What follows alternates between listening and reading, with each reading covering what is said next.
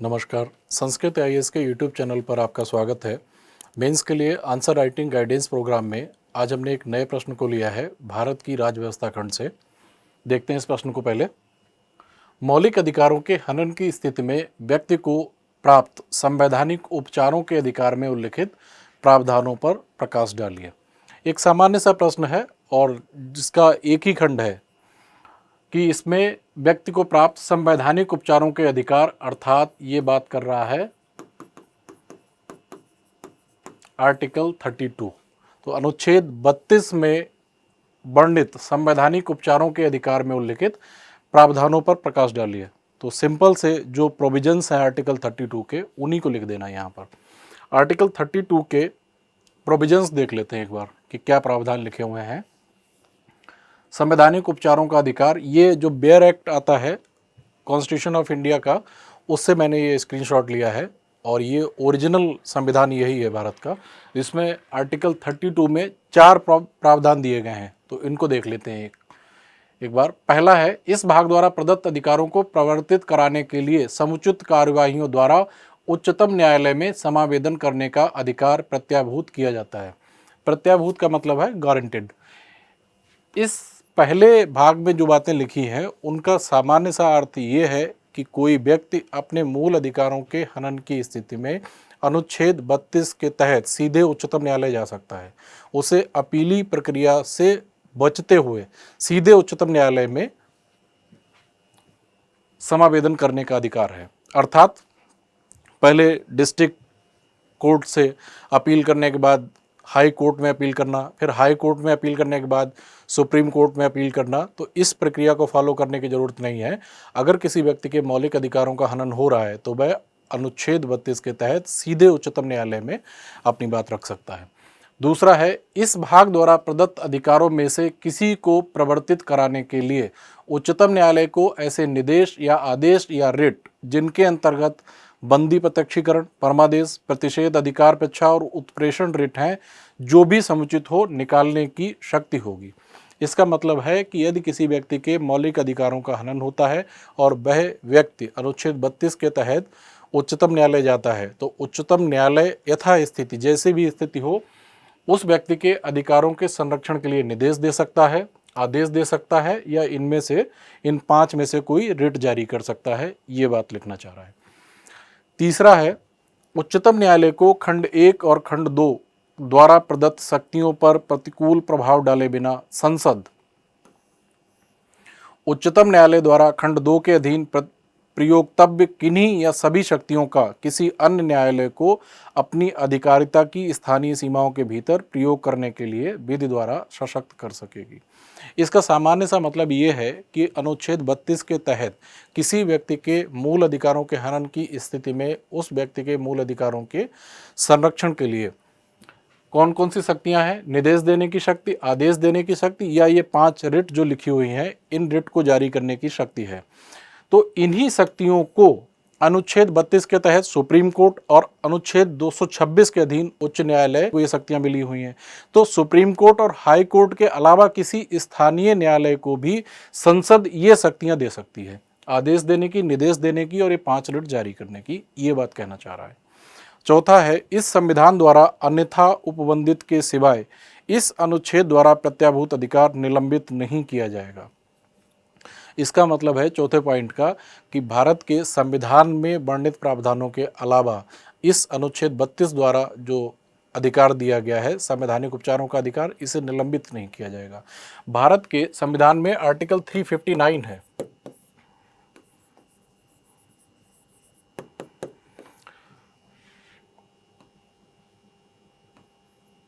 तो ये अनुच्छेद 359 कहता है कि राष्ट्रीय आपातकाल के समय राष्ट्रपति को अनुच्छेद 20 और अनुच्छेद 21 में वर्णित अधिकारों को छोड़कर अन्य अधिकारों या उनके उपचारों को निलंबित करने का अधिकार होगा। तो इस आर्टिकल 359 में वर्णित प्रावधानों के अलावा इस अनुच्छेद 32 के प्रावधानों को निलंबित नहीं किया जा सकता है। ये बात कहना चाह रहा है। ये 4 प्रावधान हैं, इन्हीं को सरल रूप से और संक्षिप्त रूप से उत्तर में लिख देना है। इसके अलावा कोई और नई बात नहीं जोड़नी है। अब इस बच्चे के प्रश्न का इवैल्यूएशन कर लेते हैं।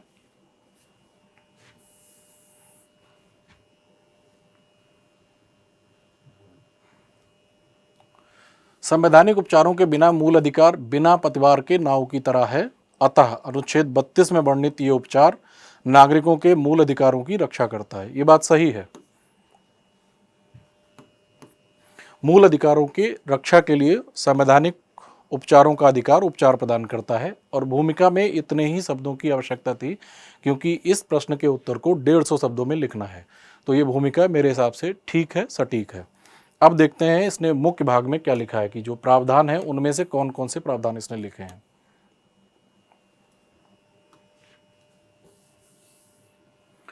मौलिक अधिकारों का हनन होने पर व्यक्ति सीधे उच्चतम न्यायालय जा सकता है, एकदम सही लिखा है।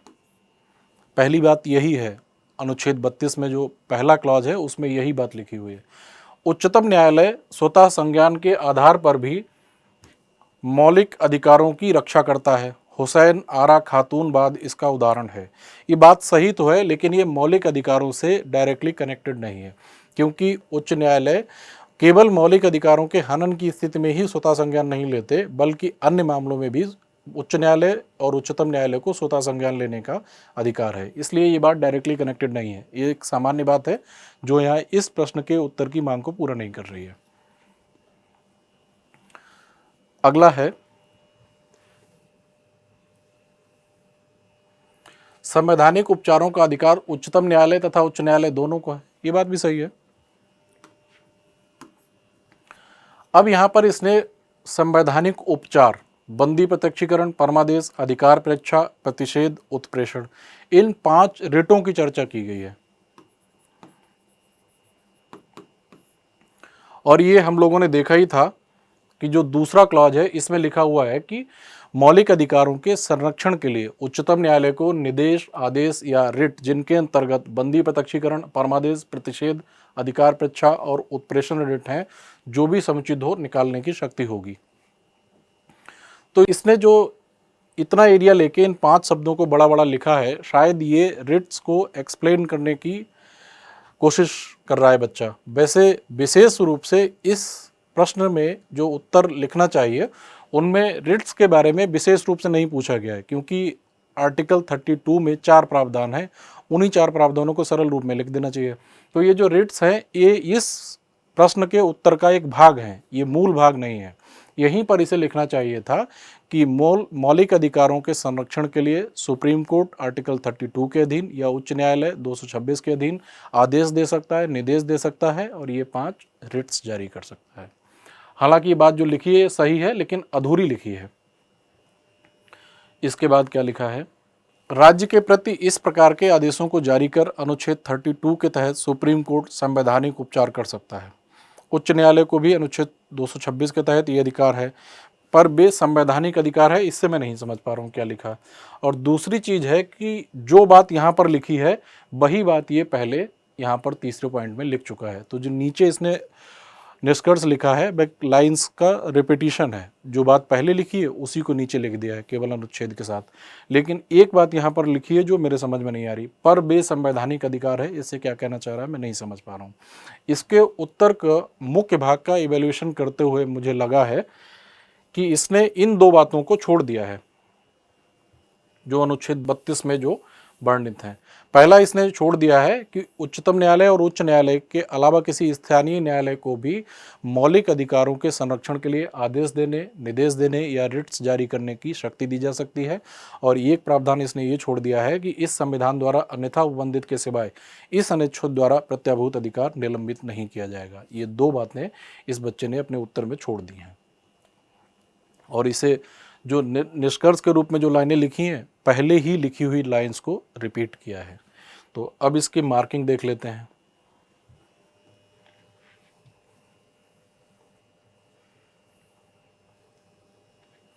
संवैधानिक उपचारों के बिना मूल अधिकार बिना पतवार के नाव की तरह हैं, अतः अनुच्छेद 32 में वर्णित ये उपचार नागरिकों के मूल अधिकारों की रक्षा करता है। बिल्कुल सही लिखा है और 150 शब्दों के प्रश्न के उत्तर के लिए भूमिका इतनी ही होनी चाहिए। मैं इसको 1 नंबर देता हूँ। संवैधानिक उपचारों का प्रावधान, मौलिक अधिकारों का हनन होने पर व्यक्ति सीधे उच्चतम न्यायालय जा सकता है, बात सही है।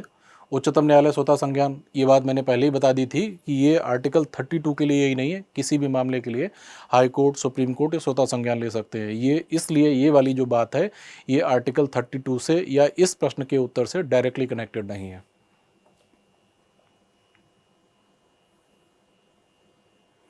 संवैधानिक उपचारों का अधिकार उच्चतम न्यायालय तथा उच्च न्यायालय दोनों को है, ये भी बात सही है। यहाँ पर ये 5 रिट्स के बारे में लिखा है, ये भी रिट्स सही हैं, लेकिन इसे यहीं पर ये लिखना चाहिए था कि संवैधानिक उपचारों के अधिकार में मूल अधिकारों की रक्षा के लिए निर्देश आदेश के साथ साथ ये 5 रिट्स में से जो भी उपयुक्त हो उसे जारी करने का अधिकार है। और पहले ही हम लोगों ने चर्चा कर ली थी कि इस प्रश्न के उत्तर में मुख्य भाग में 2 प्रावधानों को छोड़ दिया गया है और निष्कर्ष में लाइंस को रिपीट किया है, तो निष्कर्ष भी बहुत अच्छा नहीं है। निष्कर्ष के रूप में यहीं पर होना चाहिए था कि संवैधानिक उपचारों का अधिकार मौलिक अधिकारों की रक्षा की गारंटी देता है और इसके महत्व को रेखांकित करते हुए ही डॉक्टर अंबेडकर ने इसे संविधान का सर्वाधिक महत्वपूर्ण भाग माना और इसे संविधान की आत्मा और हृदय कहा है। अर्थात संवैधानिक उपचारों के अधिकार का महत्व रेखांकित करना चाहिए था, लेकिन इस बच्चे ने इन्हीं लाइंस को रिपीट करके लिख दिया यहाँ पर, तो निष्कर्ष भी कोई बहुत सदा हुआ नहीं है। और मेन बॉडी में इसने 2 मुख्य प्रावधानों को छोड़ भी दिया है और यहाँ पर जो रिट्स लिखी हैं उसके अलावा भी निर्देश आदेश को छोड़ दिया है। हालांकि फिर भी मैं लिबरल मार्किंग करते हुए मुख्य भाग में इसे 2 नंबर दे सकता हूँ क्योंकि 2-3 बातें इसने ठीक लिख भी दी हैं। तो इसलिए इस प्रश्न में इसे मिलते हैं 2 उधर और 1 इधर, 3 नंबर, 10 में से 3 नंबर। और इस प्रश्न के बाद हम लोग अगले एपिसोड में किसी नए क्वेश्चन के साथ मिलेंगे। धन्यवाद, नमस्कार।